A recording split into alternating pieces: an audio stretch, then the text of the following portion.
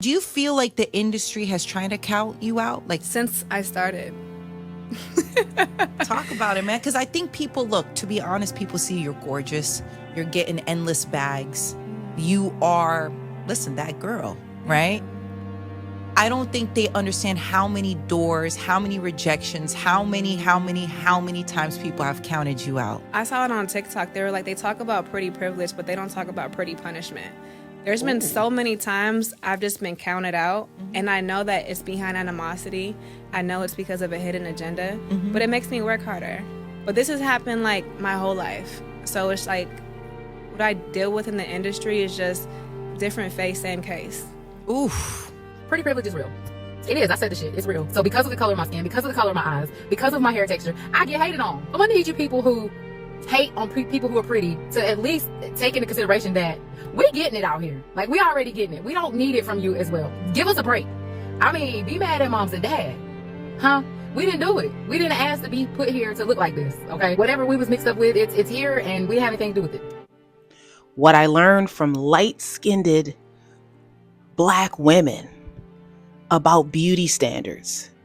So recently in the media, we have heard a conversation about pretty privilege and pretty punishment.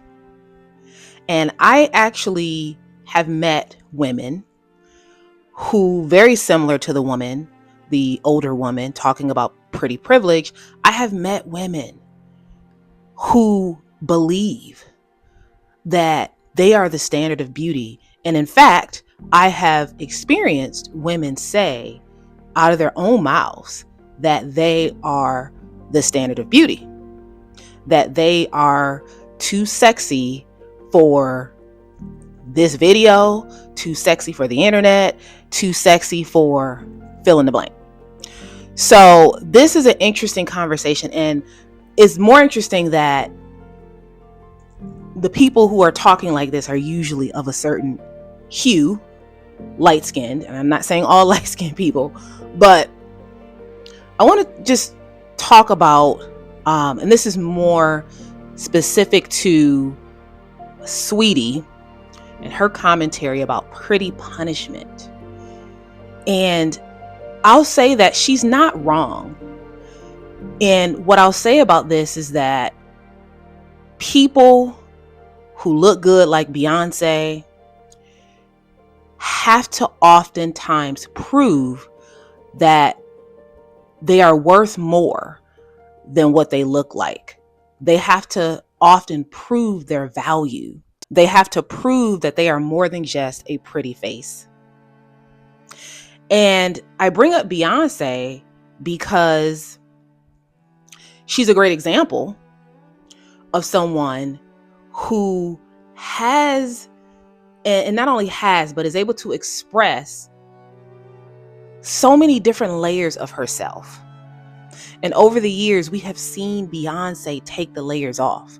I think when we were first introduced to Beyonce, very much we were like, okay, she's cute, she's pretty, and this is interesting dynamic that why is she always, in the center? And oh, look at the video. Kelly Rowland was in the back. And, we were kind of analyzing what was happening with this light-skinned young woman. And like, it seemed like she was always in the spotlight, or the media was always giving her more attention. And then something interesting happened with Beyonce, which is she started peeling back layers. So we discovered that she's pro-Black. Like, she's really pro-Black. We discovered by her own admission that, wow, she's been cheated on by a high-value man, Jay-Z. Okay. We discovered so much about her through her art, mind you, because she doesn't really do a lot of interviews. And quite frankly, I don't know if she's really good at interviews. But in her art, she has opened up and given us so much. She has gone so deep. And she is not the only one. There's a lot of other artists out there who do this. One of my favorite artists is Tems. And I think I will, in an upcoming episode, talk a little bit more about Tems. But there's a lot of artists that pull us in, and that even though they're extremely beautiful, but they don't lead with that. They actually lead with substance and value and depth.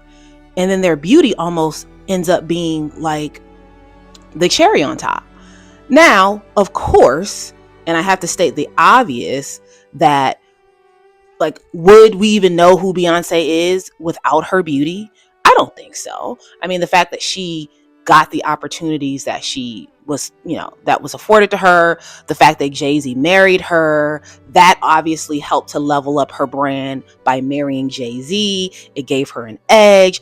All of that is because of how Beyonce looks, right? So I'm not negating the fact that beauty matters. But what I am saying is that if you are beautiful and you identify as someone who is beautiful, you are going to have more.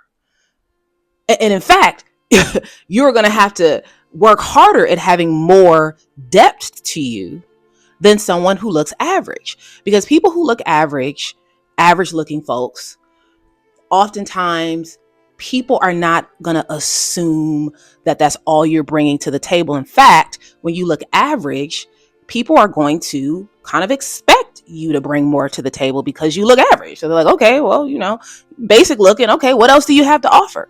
But when you're extremely beautiful, and we all judge, people who stand out because of how they look physically. We look at them and then we're like, okay, wow, this person looks amazing. They probably don't have anything else to offer. And sadly, in Sweetie's case, sometimes those people prove us right. And I don't want to pick on Sweetie. I don't really know much about her. Honestly, she's not one of the celebrities that I really care about. Sweetie, Lotto, Ice Spice, insert whatever light-skinned, black, rapper or whatever. I mean, a lot of them are kind of the same. They're kind of cookie cutter. They're all beautiful, but they also, to me, don't necessarily, they're talented, but there's one thing to have talent, right? There's another thing to have depth, and you kind of need both. So Beyonce has the talent and the beauty, the pretty privilege, and the depth, because with every album, she keeps us on our toes. We don't know what to expect. What's going to happen next? What genre is she going to be doing next? I mean, that's a lot of, so my point here is that why Sweetie is complaining about Pretty Punishment, she's right that people do prejudge her. But the problem, and I guess the question I would have, is what more does she have to offer? What more does she bring to the table besides a ghostwriter who probably writes a lot of her raps and raps about material things? Is she going deeper with her audience? Is she being vulnerable in her music? And this is not about exposing all of her personal business. This is about the layers, that you can go and that you can go to as an artist.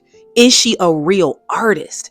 And I think that's what it is. A lot of times, like, there are certain people, SZA, even Lizzo, even though Lizzo does she does do a lot of antics, but there are a lot of musicians who are actual artists at the core. Erykah Badu, there's some people who the longevity is there because they have proven that they, at their core, they're not just a singer, but they are an artist. And that is the deep part.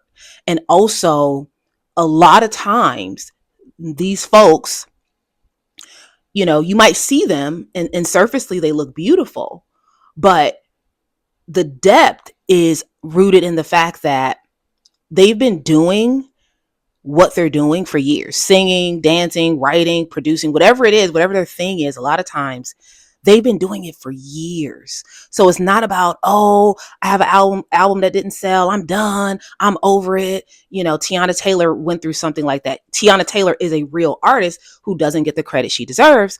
But again, a lot of times, you know, when you're a real artist and you're rooted in a deeper purpose behind what you're doing, yeah, you might have a flop, you might have several flops, but you're still going to come back and give more, you know, or at least it won't be as easy for you to give up, because this is something that this is like your life's work. This is something that you've been doing for years. This is something that you are committed to. What I've learned from light-skinned women about beauty standards is that beauty, being beautiful, being pretty, is not enough.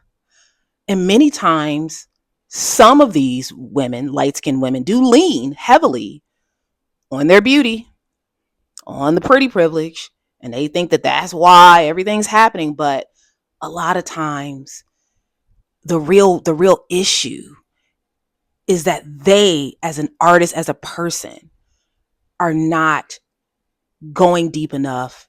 They are not rooted far enough in whatever it is they're doing in their craft. Pushing that envelope is so important.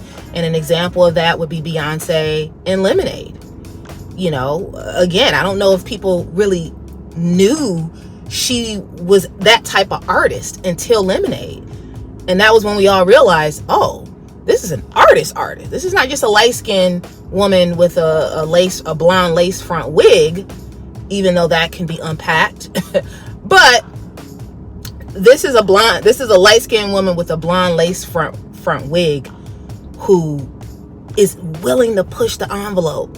And I don't think that's something that we were particularly used to, because a lot of the light-skinned women with the lace front wigs who have the look that's kind of all-inclusive to what I guess everyone is looking for as far as beauty and desirability, a lot of times those people actually don't push the envelope, which is why I said at some point in the video, I talked about like Ice Spice, Lotto, Sweetie.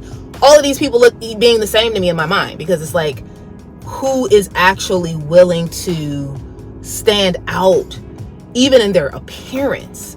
Or are all of you gonna just go and get the exact same body and the exact same look? So pushing the envelope, and that could again be with what you're saying, how you're saying it, and then having a lot of layers, which I've talked about. So those three things are going to be key. But the last point I want to make is how beauty is transient. And I don't think this is something that the woman who the internet has been making fun of, who talked about being pretty and her pretty privilege, the light-skinned woman who said, I'm light-skinned, I have green eyes, and people are always complimenting her skin and her eyes and her, quote, good hair or whatever. She, as well as people who I have met who talk about how beautiful they are, light-skinned, these tend to be light-skinned people. These people seem to sometimes forget that beauty is transient, and it is going to vary depending on where you are, depending on your location in the United States, in the world. We all know there's, a certain look of women in Atlanta, the BBLs and so forth. Does that same look hold the same value in North Dakota? I don't think so, right? The black women in Nebraska, whatever they look like, if and when they go to Atlanta, do they need to do something different to stand out? Perhaps. So beauty is transient. Beauty is, you go to Africa. Shout out to all the African men in Minnesota, where I used to live for 15 years, who some of them may have told me I was beautiful, but that's in various African communities. Coming outside of that, going into an Asian community of some sort, okay? will that Afrocentric look hold the same value over in, you know, a Korean community, a Hmong community? Probably not. So this woman who's speaking about her beauty as if like everybody thinks she's, you know, everybody knows she's beautiful. Like, obviously I'm light skinned, I have light eyes, I have certain texture hair, I'm biracial. Why wouldn't, you know, people think that I'm beautiful? Of course I have pretty privilege. I was in a public spot a few weeks ago, and there was a gentleman who was talking to me more than he was talking to the other ladies in the room. And ever since then, those ladies have been treating me like shit. And it wasn't my fault. He was just talking to me. I mean, probably because I was confident enough to speak back to him. I don't know. But they was hating. And they've been treating me like shit ever since. So y'all, be kind. Be kind to us pretty girls. We out here struggling. I think we should just call a spade a spade. People are coming for me because they are haters. And the reality is, well, we need to be asking more questions of her. Where do you live? Do you live in a small town where maybe in your small community, people do think you look like Beyonce? Maybe. But the reality is, you take her look and you put her in New York, or you put her look in California, in LA, will you have that same level of currency, that same level of pretty privilege? Probably not. So again, I wanted to make that point about beauty.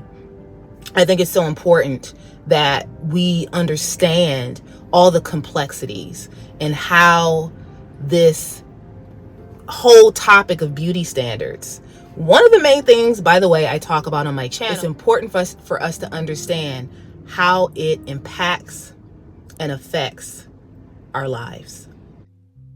So stay tuned for more episodes of the Curated Legacy Podcast, where I will be continuing to explore all things media.